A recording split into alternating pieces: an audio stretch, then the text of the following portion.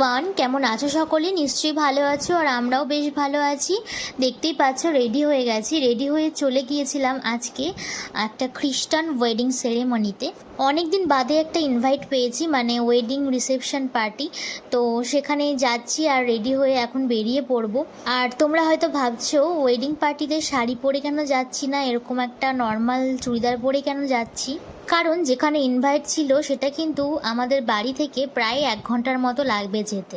আর আমরা যেহেতু বাইকে করে যাচ্ছি আর এতটা পথ যাব, শাড়ি পরে ক্যারি করতে আমার একটু প্রবলেম হবে, সেই জন্য কিন্তু আমি চুড়িদার পরে নিয়েছিলাম। তোমাদের সাথে কথা বলতে বলতে কিন্তু চলে এসেছি হলের সামনে। সামনে খুব সুন্দর করে লাইটিং দিয়ে সাজানো। এবার ভেতরে ঢুকবো। তো চলে এসেছি, এখন ভেতরে ঢুকবো।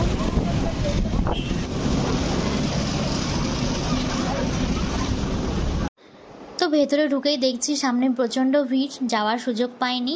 তারপরে একটু ফাঁকা হলেই আমরা কিন্তু আমাদের গিফটটা দিয়ে দিয়েছি। আর দেখো এখানে তোমাদের একটু দেখিয়ে দিলাম ব্রাইড অ্যান্ড গ্রুমকে। কেমন লাগছে ওদের কমেন্টে জানিও। আর তো এখন যাব মেন কোর্সে, কারণ স্টার্টার ছিল, স্টার্টার আর খাইনি, কারণ আমাদের আসতে অনেকটা লেট হয়ে গেছে। এখন প্রায় ডিনার টাইম হয়ে গেছে, 9টা মতো বাজে। তো এখন ডিনারটা সেরে নেব, কারণ দেখতে পাচ্ছি অলরেডি সবাই ডিনারের প্লেট নিয়ে নিয়েছে। আর ডিনারের মেনুতে অনেক কিছু ছিল, mutton biryani, chicken fry, butter naan, মিষ্টি, আরও অনেক কিছু ছিল। আমি তো সব কিছু নিইনি, যেগুলো আমি খাবো ওগুলোই নিয়েছি। আর যেহেতু সামনে মাটন বিরিয়ানি দেখতে পেয়েছি, তো আগে সেটাই নিয়ে নিয়েছি। তো চলো এখন খাওয়া দাওয়াটা সেরে নিই। আর খাবারগুলো সত্যি ভীষণ টেস্টি ছিল।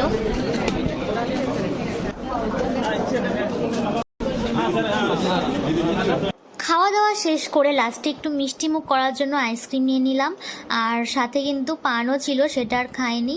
এবারে কিন্তু বেরিয়ে পড়লাম বাড়ি যাওয়ার জন্য, কারণ বাড়ি যেতেও তো অনেকটা টাইম লেগে যাবে না।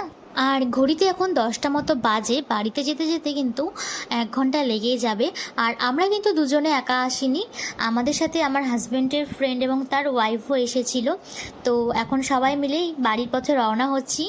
আর তার সাথে সাথে আজকে ব্লগটা আমি এখানে এন্ড করছি। তোমাদের কেমন লাগলো আজকের ব্লগটা অবশ্যই কিন্তু একটা কমেন্ট করে জানিয়ে যেও। আর ভালো লেগে থাকলে একটা লাইক করে দিও।